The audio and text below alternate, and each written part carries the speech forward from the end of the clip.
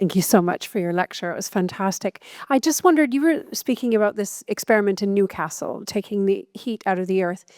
Is there any drawbacks to that? Is that heat finite and we would run out if we used it all? So this is what the study is set up to do. So when I was there a couple of years ago, what they were doing, just as one example, is they were seeing, if you went down this bit of mine here and this bit of mine over here, did this one use up the heat for that one, right? So how much can come out? Because of course, ground is a very poor conductor of heat. So there's plenty of heat there, but if it doesn't move into those spaces quickly enough, you've got a problem.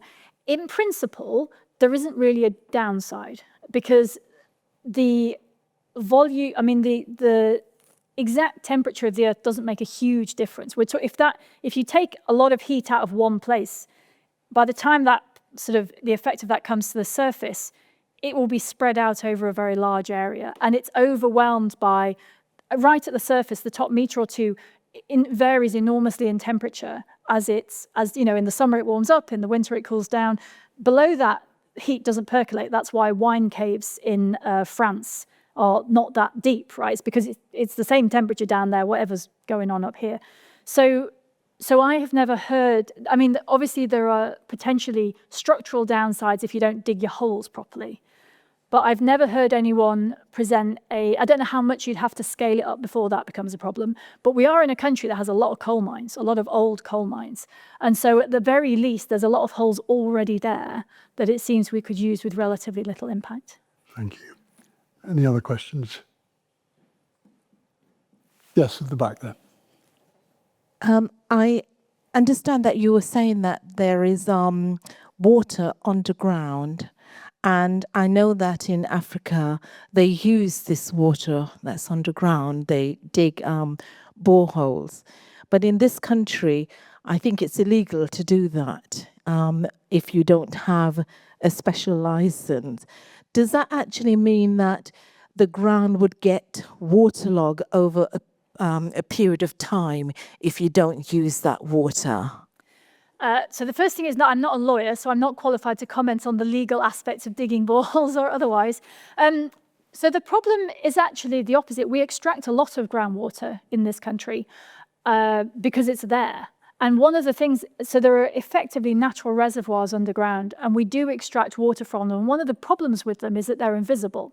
So if we have a succession of dry summers and the level of water in those reservoirs goes down, you can't tell from the surface, but potentially you are using up water that you're not going to get back in a hurry. There's a book by Tim Smedley called The Last Drop that talks a lot about fresh water in the UK and where it comes from, where it goes to.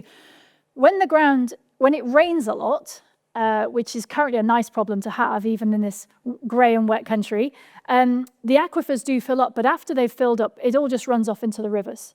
So we know that if you have a rain for a very, very long period of time, the ground does get waterlogged, and then it runs off and it hides in other places. And in fact, where I recently was in Africa, which is on the border between Namibia and Botswana, their water comes from Angola, the Angolan highlands, where it rains for a long, long time. That water gets really, really, really sodden.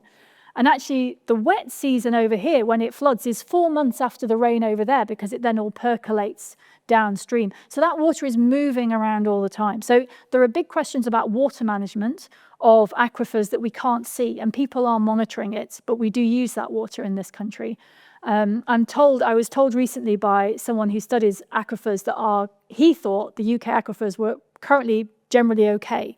But I think in the past couple of decades, there have been periods where they're quite low. So we have to monitor that resource. But if you fill them too much, it all just runs off to the ocean. So you might get a bit flooded on the way. There's a question about the speed of runoff, because if you've got a nice organic area and everything can soak, there's lots of little holes and porous spaces for it to percolate into, it will go slowly. So you reduce the flooding because that water's got somewhere to be on the way. If you concrete over the ground, you basically make a channel and it will just rush down that channel, sit on the surface, and then you get really catastrophic floods because you've just got a hard surface and it acts like a swimming pool. So actually part of water management is is having ground that's got holes and pores and things, so it can act as a sponge and take up the water when you need it to and give it back when you need it to. I think on the legal side, you are allowed to, you have to apply to do so, but you generally are given permission, I think, if you have a small holding to put down a borehole. There might be some requirements around water testing, perhaps. Yeah, In well, Scotland. yes. I think as water is becoming more expensive, more and more people are putting boreholes in. But one last question. Yes, sir. Thank you. Thank you very much. What would you say is the most precious commodity that we have to be careful on Earth? On Earth Yes. or in the ground? On that is related to humans and humanity and Humanity. That's a list, isn't it? That's like being asked to choose your favorite child. So the problem. So here's my instinctive response to that question is to say that the sort of difficulty with that question is that it comes from the attitude that we can write a list, and actually that's not how Earth works. So I think our problem is that we don't see that it's a system, and it's not possible really to say, oh well, we're going to do a bit better with soil over here but a bit worse with the ocean over there, right?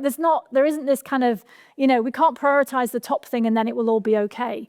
So I think the difficulty, which is something that is very difficult in the modern world, is that it doesn't work to sort of prioritize things like that, right? I mean, if there was one thing, it would be putting carbon dioxide into the atmosphere, right? That is just, but even if we stop doing that, we've still got a biodiversity crisis and we've still got food security crises and there's a whole list, but they're all interlinked.